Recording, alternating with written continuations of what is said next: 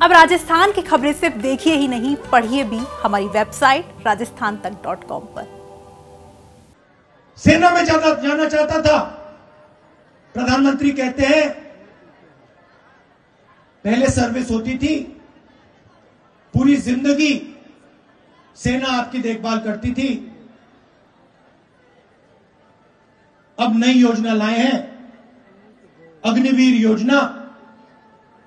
इसमें आप 4 साल काम करोगे, उसके बाद जूता मार के निकाल देंगे।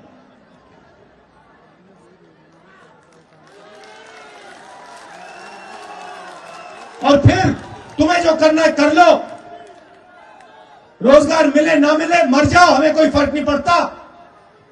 आपको 4 साल मिलेंगे, 4 साल के बाद आपको 1 मिनट नहीं मिलने वाला। अच्छा भाइयों और बहनों, जो व्यक्ति तिरंगे की रक्षा बॉर्डर पे जाके करता है, जो देश को कहता है कि मैं इस देश को अपनी जिंदगी देना चाहता हूं,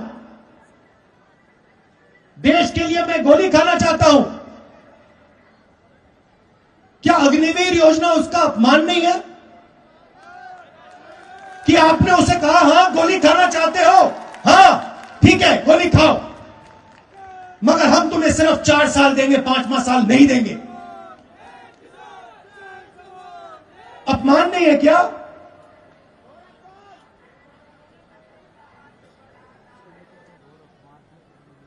और फिर 4 साल सेवा करने के बाद बॉर्डर पे ठंड में सियाचिन में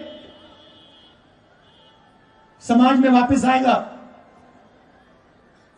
जो एक सर्विसमैन को आज हिंदुस्तान के हर गांव में आदर मिलता है,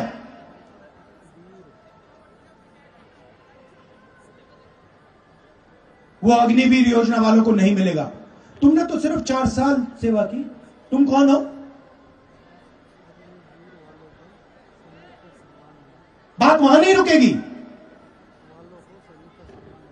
फिर ये देश उसको कहेगा, नरेंद्र मोदी जी की सरकार उसको कहेगी कि बेटा तुमने 4 साल काम किया, आर्मी से उठा के हमने फेंक दिया, अब हिंदुस्तान में जाओ, वापस सड़कों पे जाओ और मजदूरी करो, क्योंकि रोजगार तुम्हें तो नहीं मिल सकता इस देश में।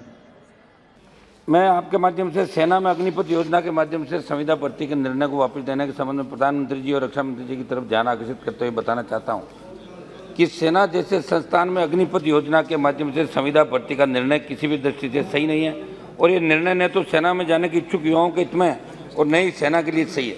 मोदी केंद्र सरकार के फैसले के विरुद्ध में राजस्थान सहित देश भर के युवा आंदोलित थे, बड़े आंदोलन हुए, और ऐसे में सरकार को युवा वर्ग की भावनाओं को ध्यान में रखने की भी जरूरत है। सर्वोदय अग्निपथ के माध्यम से ली जाने वाली भर्ती में 4 वर्षों के बाद युवाओं के भविष्य पर भी सवालिया निशान है, क्योंकि इस योजना के तहत भर्ती होने वालों को न तो कोई रैंक मिलेगी, न ही कोई प्रमोशन और न ही कोई पेंशन मिलेगी, और 4 वर्षों के बाद किसी को रिटायर करके सरकार भेजेगी तो उसका आगे का भविष्य कैसे सुनिश्चित होगा, ये चिंता का विषय। सरकार ने इस योजना को आनंद फानन में लागू करके देश के युवाओं के हितों के साथ अन्याय किया।